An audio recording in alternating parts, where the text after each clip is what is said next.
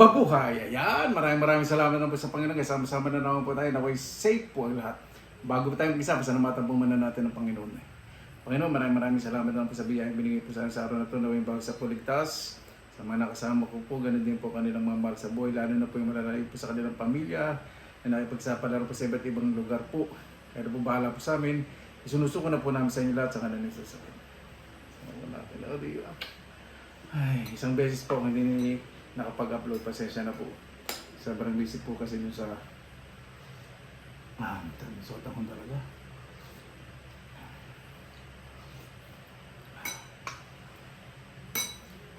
Pero pa, nandito muna tayo sa sisig. Ay, sandali lang po, pasensya na. Walang po ako ng kutsara para sa sisig.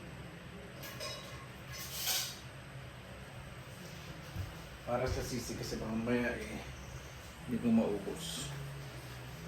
Diba?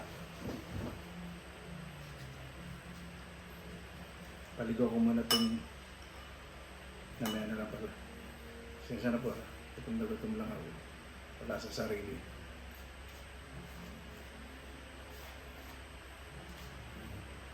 Ayan. Yung pusit. Tingin ko. Ayan.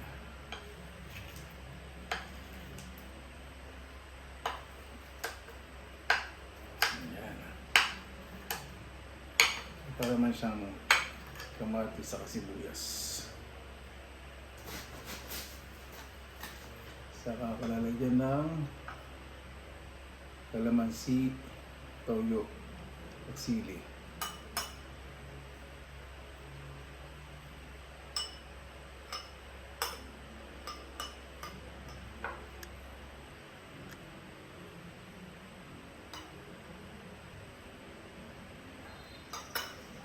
Sisig muna tayo.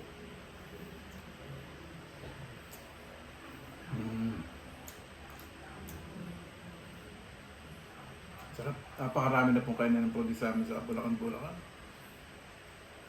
Ang dami pong masarap na kainan dito. Nakatuwa po.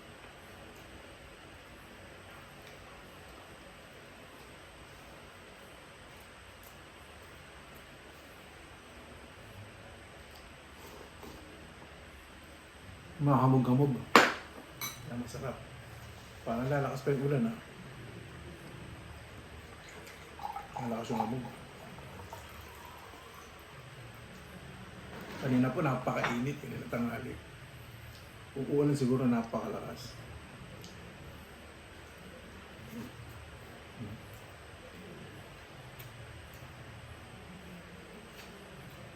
Tayo sa pusit. Kasi masarap hindi overcook para hindi makunat. Pag overcook po kasi, makunat po ang pusit.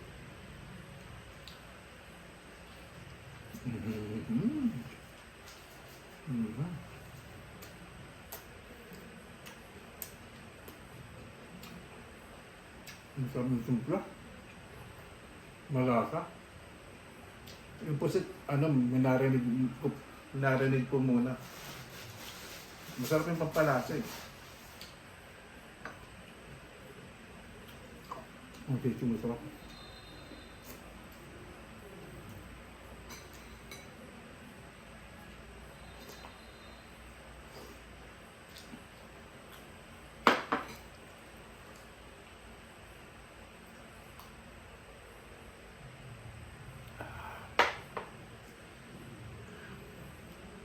Salamat at nakalabas. Kasi hindi po ako masyado umalis dahil yung mga gumagawa, kapag may kailangan po, yung may bibili, kaya hindi po ako makalis. Pasensya na po. Kaya sa gabi po ako nakakalis. Papasama po sa kapatid kong bunso. Siyempre pag papasama po ako, bili ko rin po siya ng gusto niyang kainin. Hindi pa po siya makasama sa vlog dahil busy rin. Sila rin sa papa, hindi rin makapasama, busy. Mga susunod na araw po.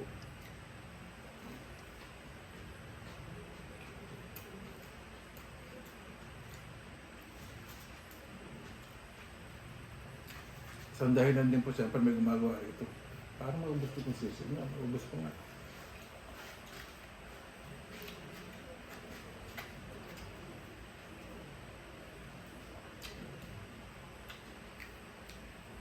Masarap na pusit, malambot.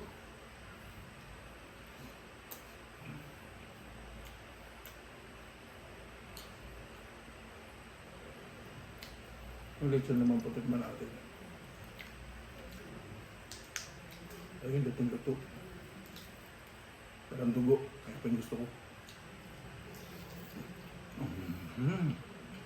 Ang sarap.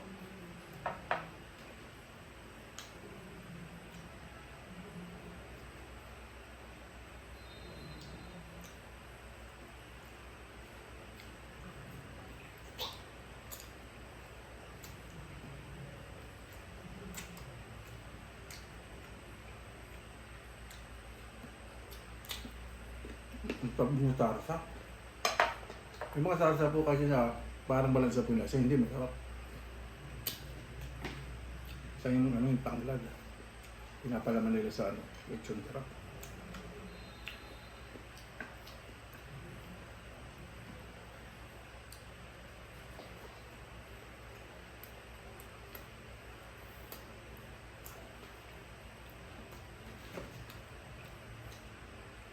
Ang presyo po sa amin dito, reasonable. Kasi araw-araw po may mabibilang po sila ng mga pang-ihaw. Ito po sa palengke po namin kaya hindi ang presyo tama lang po.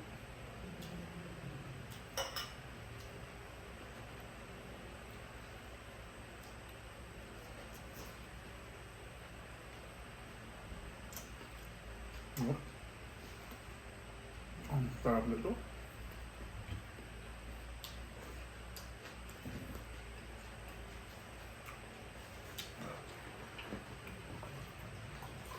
Yung sibuyas sa kamatis ng palaman, templadong, hindi ko po alam kung anong pampalasa nila yun, napakasarap. Tsaka, ang sibuyas, walang tapang. Kamatis fresh.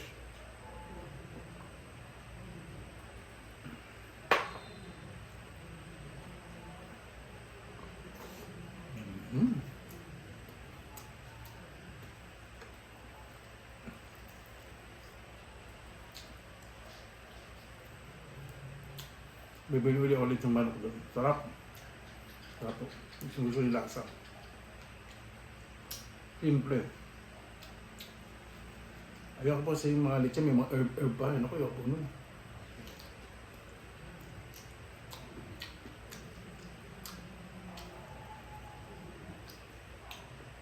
Filipino style talaga.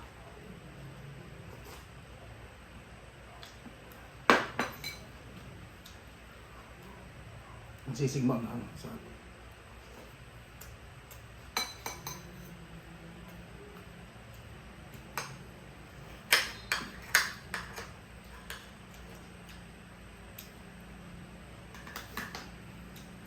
Sabi ko ano?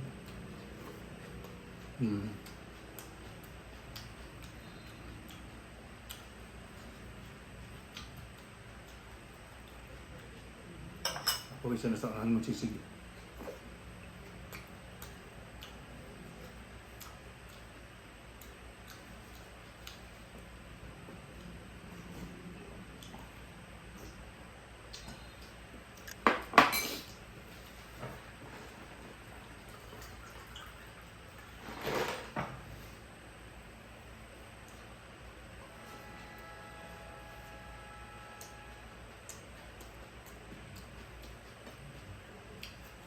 Gusto nga natin pusit.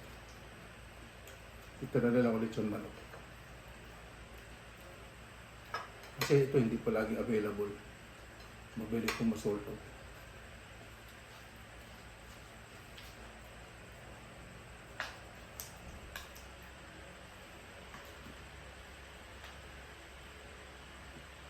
Galing. Saludo ko sa ano.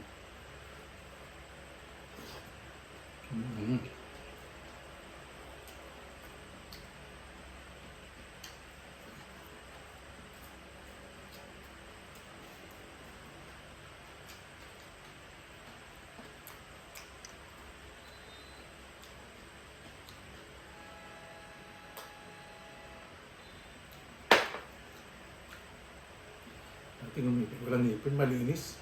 Saka ang puso niya malinis. Walang ngipin. Iba po kasi ano eh, May pinta, isa may ngipin, ito malinis na malinis. Kaya pala ang dami bumibili sa kanya.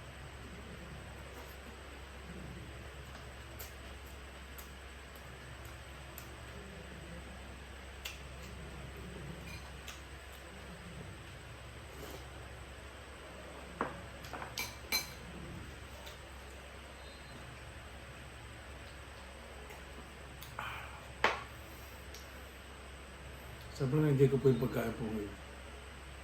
Ito po yung mga gusto kong kainin. Nung wala na buyak ka.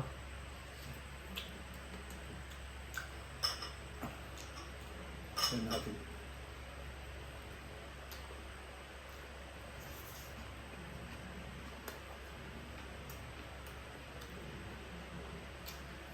Ito po hindi po exaggerated ah.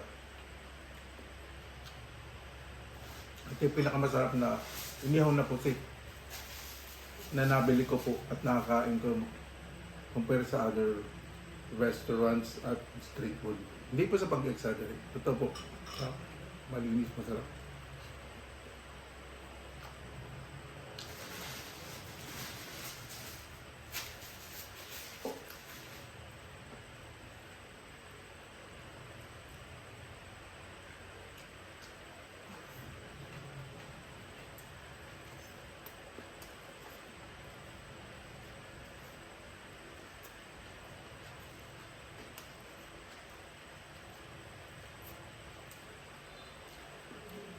At sariwa.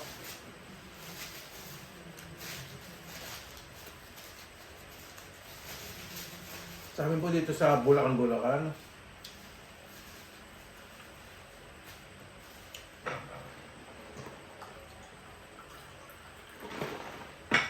na po talaga nabibili ng mga seafoods.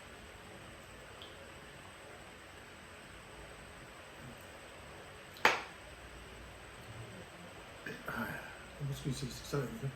Yan. Meron akong ulam na natitira. Hindi ko pa sarap yan.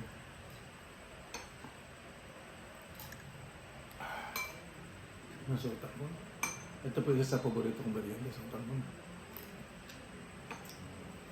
Basta sutak mo ang sopas. Yan. Pag mga merienda may sabaw. Sutak mo na sopas. Number 1 sopas, pangalawa sopas, pangatlo lugaw.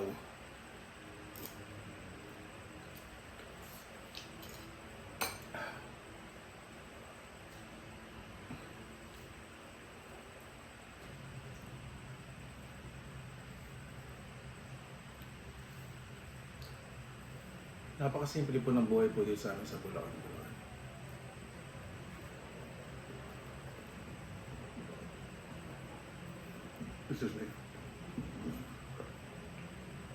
Sa mga hindi po nakakalam, ito po sa amin sa Bulacan, itatayo po yung airport, yung malaking airport po dito sa Pilipinas. Dito po sa Bulacan.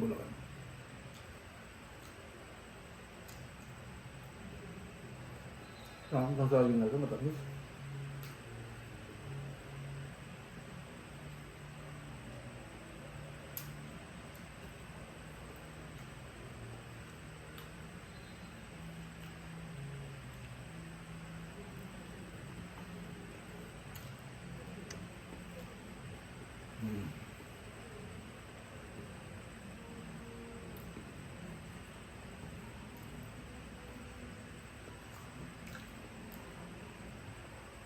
Napakasarap ng pusin na yun. Hindi ako makamupo. Gusto ko yun.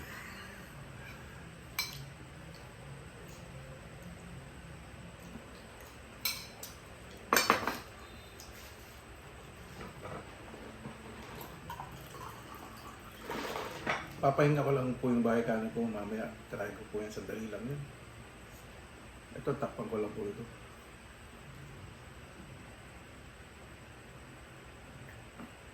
Wala ito sa rep, tatakpan ko. Tali sa plastic. Mamaya, yun po yung kakainin ko. Kanin, yun. Paano po, bago tayo magtapos, pasalamatan po muna natin ang Panginoon. Panginoon, maraming salamat na po sa biyaya po sa amin sa araw po na to. Maraming salamat po. Dahil siguro yung salitang salamat po, Panginoon, ko lang po yun dahil Yung pinapangarap ko lang po noon na biglaan niyo pong ibigay sa akin na hindi ko po inasahan na magkaroon po ng masasarap na pagkain, napakalaking biyaya po na sobra-sobra na po yung Panginoon, yung nakakain ko po yung gusto ko. Binigyan niyo po ako ng bahay na matitirahan. Pag umuwi po, kasama ko po yung mga kapatid ko, mga magulang, masaya lang po.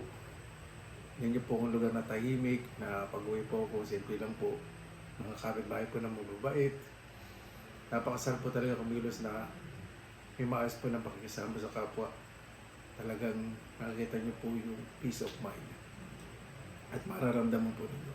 Maraming salamat, Panginoon. Ganun din po sana maranasan po na manakasama ko sa Pinilangan Lakbay, mga mahal sa buhay, kanilang mga mahal sa buhay, ay mula na tao sa buong mundo na lumalaban po ng patas. Alam ko po na meron po kayong plano po sa bawat isa po sa amin. Naway ang bawat isa po magkaroon po ng pagtsatsaga at pagpusumuko, lumaban po ng patas. Kayo po bahala po sa amin. Isinusuko na po namin sa inyo lahat sa ngalan ni Jesus. Amen. Paano po? Maraming salamat na po sa inyong oras nila sa Pinilangan Lakbay. Basta lagi po tayong positive vibes, good vibes. God bless you po lagi. Magandang araw. Laban na!